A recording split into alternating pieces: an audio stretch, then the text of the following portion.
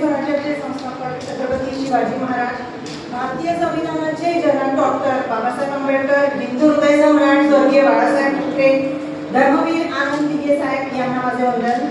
लाडकी बहीण योजनेचे जनक, आपले सर्वांचे लाडके उपमुख्यमंत्री आदरणीय एकनाथजी शिंदे साहेब, माननीय उपमुख्यमंत्री अजितदादा पवार साहेब, आपल्या मावळचे खासदार, आज आपल्यासाठी इथे उपस्थित असलेले संसदरत्न श्रीरंग अप्पाबाळे साहेब, कॅबिनेट मंत्री गोगावले साहेब, आमचे विधानसभा उपाध्यक्ष अण्णा बनसोडे साहेब, युवा सेना सचिव राहुल लोटे साहेब, जिल्हाध्यक्ष अतुल भगत साहेब, तालुका अध्यक्ष दीपक ठाकूर, सुलेमान शेख, सुनील भोईर व इतर सर्व शिवसेनेचे पदाधिकारी आणि कार्यकर्ते, त्याचबरोबर येथे उपस्थित असलेले सर्व पत्रकार बंधू आणि भगिनी. स्वच्छ भारत अभियान राबवले जाते, परंतु उरण नगरपालिकेमध्ये गेली 20 वर्ष त्यांची सत्ता आहे आणि 6 वर्ष ते आमदार आहेत. साधं तुम्हाला शहरात महिलांसाठी स्वच्छतागृह बांधता आलं नाही. जी उभारली त्याची अवस्था आपण पाहू शकता. म्हणजे असंच नाही सांगत, पुरावे आहेत. त्याची अवस्था आपण बघू शकता की त्या स्वच्छतागृहांची अवस्था काय आहे.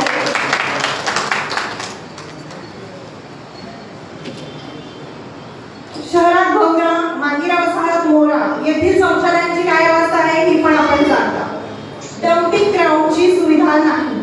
कचऱ्याची विल्हेवाट लावण्यासाठी जी काही सुविधा योग्य म्हणून वापरली जाणार आहे ती अपुरी आहे.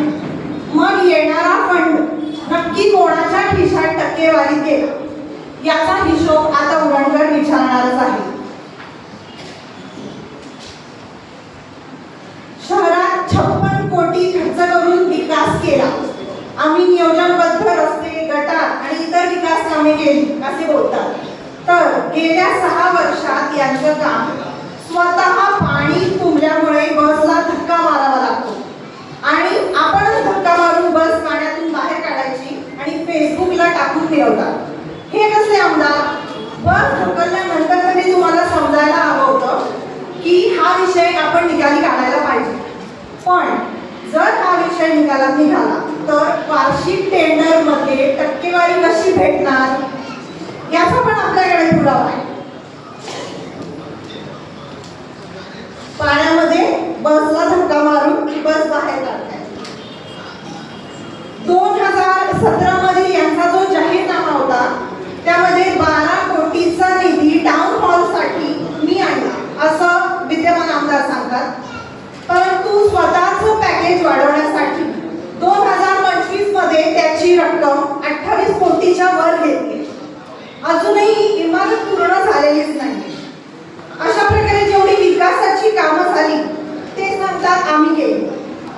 ज्यामध्ये उरण नगरपालिकेची इमारत असो, फुल मार्केट असो, सुरुवातीची रक्कम आणि टेंडर मधील फायनल असलेली रक्कम प्रत्येकामध्ये कोट्यवधी रुपयांची तफावत आहे. मोबदला नक्की कोणाच्या खिशात गेला हे सुद्धा उरणकर विचारणारच आहे. ही रक्कम मी नाही बोलत, यांचे वचननामे आणि जाहीरनामे बोलतात.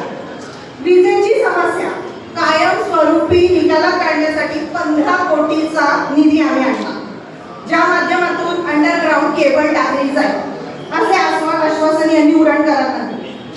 मी उरणकरांना आठवण करून देते की आपल्या आजूबाजूच्या परिसरात अंडरग्राउंड केबल टाकली गेली का हो?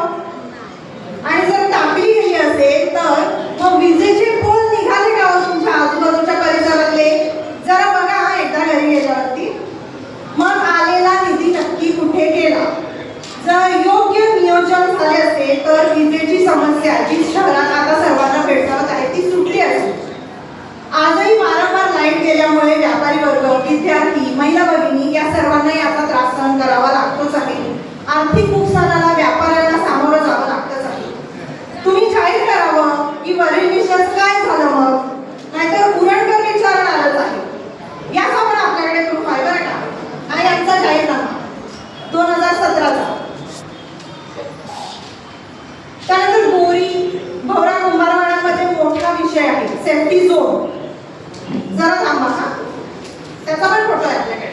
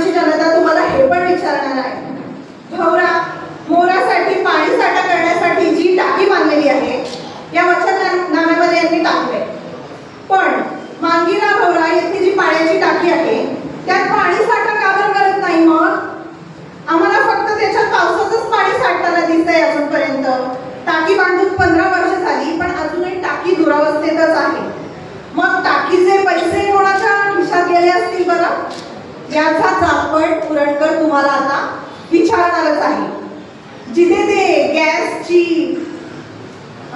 श्रवणवाहिनी करणार आहेत ना, तिकडची ही अवस्था आहे बरं का. हे त्याचे फोटो आहे. आता मग तुम्हीच सांगा, हा हिशोब मी नाही सांगितला आकडेवारीचा, हा सगळा त्यांच्या जाहीरनाम्यातली आकडेमोड आहे. मग आता तुम्हीच सांगा बरं पाकिटमार कोण आहे ते. आता यांचं असं झालंय ना की आगटीत वार्ता आणि बोले गेले तीर्था, असं यांचं होऊन बसलंय. आता हे बोलले होते की ज्यांना आमच्या पक्षाने ओवाळून टाकलं ते आता कुत्र्याची छत्री बनवून आमच्या समोर आलेले आहेत. आता या पत्रकार परिषदेतून मी विद्यमान आमदारांना एवढंच सांगेन की साहेब, जेव्हा तुम्ही पहिली आमदारकीची निवडणूक लढवलीत ना, तेव्हा माझ्या नवऱ्याला मी पण तुमच्यासाठीच ओवाळून टाकलं होतं बरं का. आणि आज तुम्ही त्यांना तुमच्या पक्षातून ओवाळून टाकलं, म्हणूनच मी ते नगराध्यक्ष पदाची उमेदवारी लढवते.